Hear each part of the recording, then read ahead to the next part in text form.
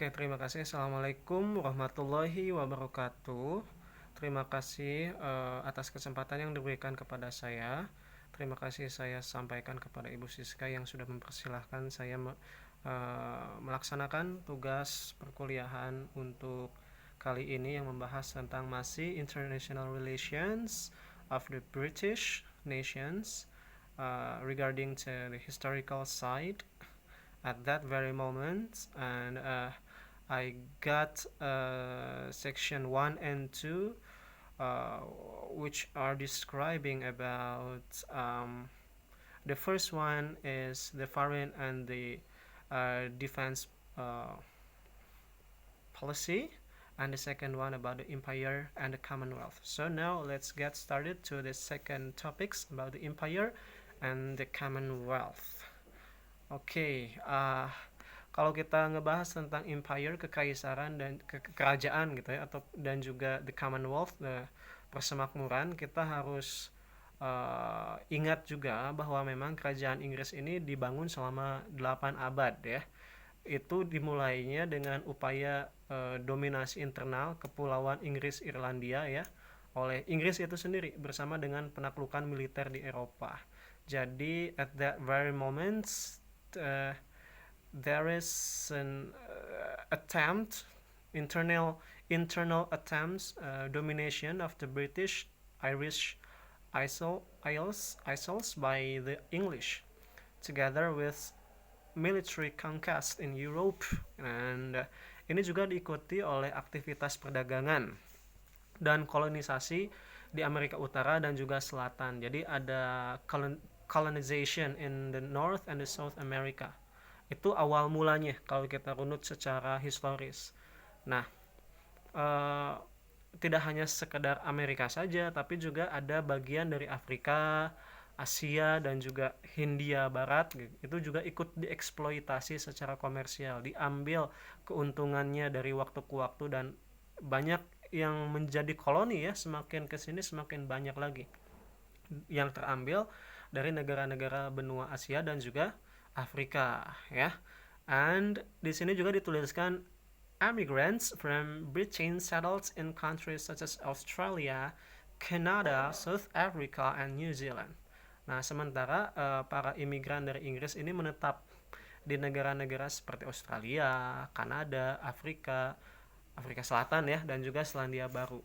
Nah, lalu setelah itu pada abad ke-19 ini kekuasaan dan juga kepemilikan kerajaan Inggris ini mencakup seperempat dari populasi dunia. Abad ke-19 ya. Jadi di sini dituliskan by the 19th centuries British imperial rule and possessions embraced a quarter of the world's population.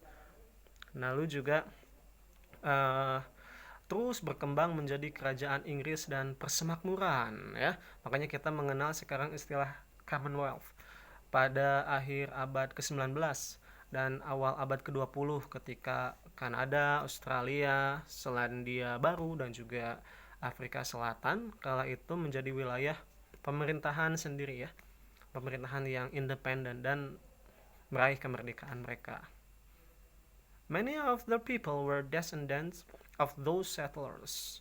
Jadi banyak orang-orang mereka itu memang keturunan dari para pemukim yang awalnya bermigrasi dari Inggris sejak abad-abad sebelumnya. Nah, mereka menganggap bahwa Inggris ini sebagai mother country atau sebagai tanah air dan mempertahankan kekerabatan bersama. Tapi hubungan ini itu telah berubah ketika identitas nasional di negara-negara ini semakin kokoh.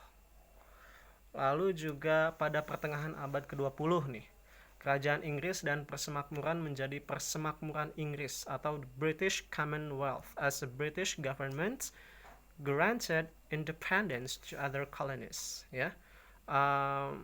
Memang persemakmuran ini menjadi persemakmuran Inggris gitu. Kenapa? Karena pemerintah Inggris memberikan kemerdekaan kepada koloni-koloni lain. Misalkan contohnya nih kayak India dan Pakistan. Itu kan 1947 merdekanya. Diberikan kemerdekaan maksudnya.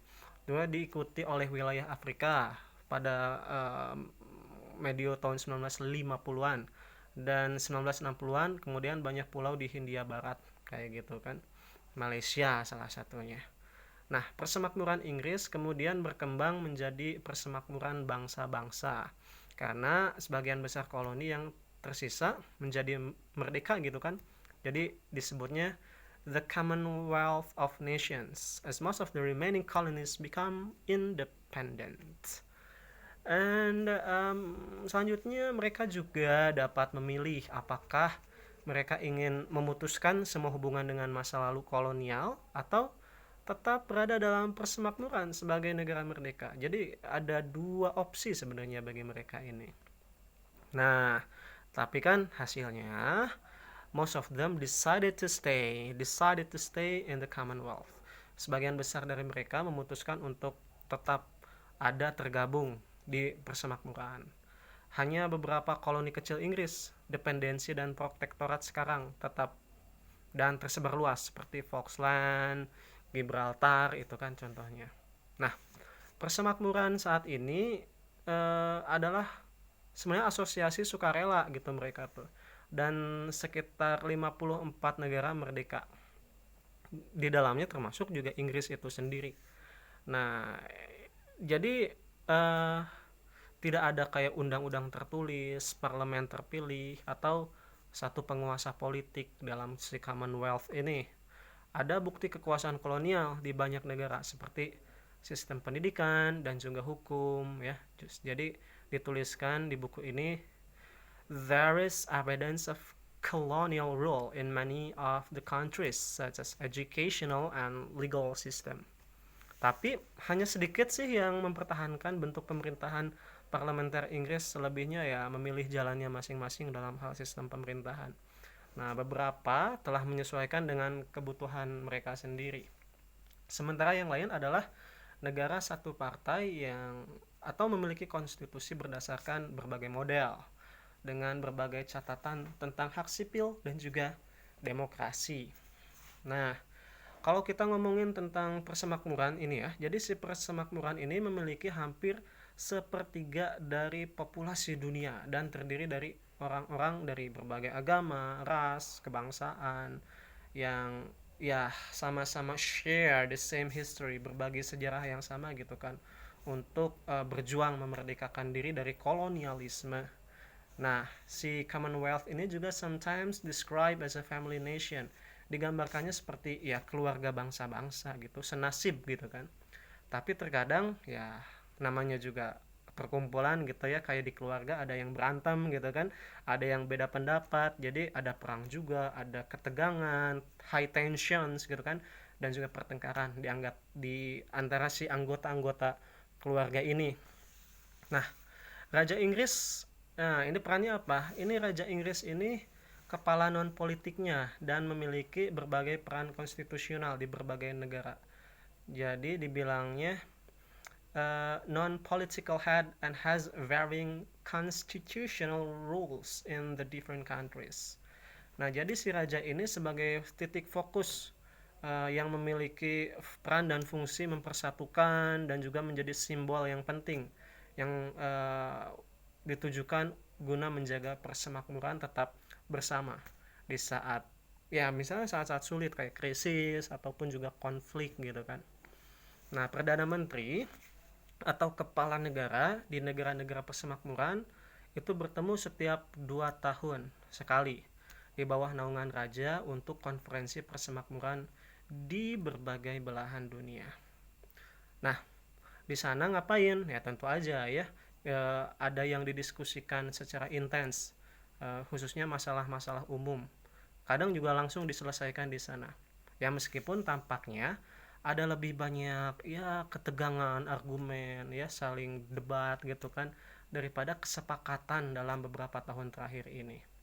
Dengan Inggris ini memiliki posisi minoritas dalam beberapa masalah seperti menentang sanksi perdagangan terhadap bekas rezim apartheid di Afrika Selatan.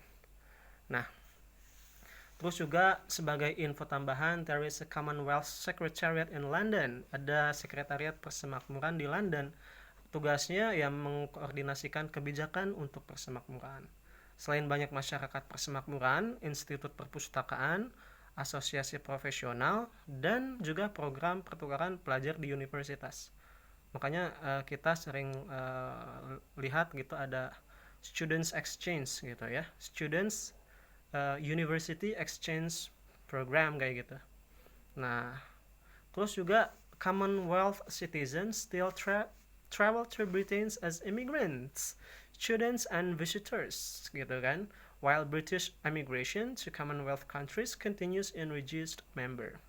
Jadi kalau si oke, sebentar menyambungkan.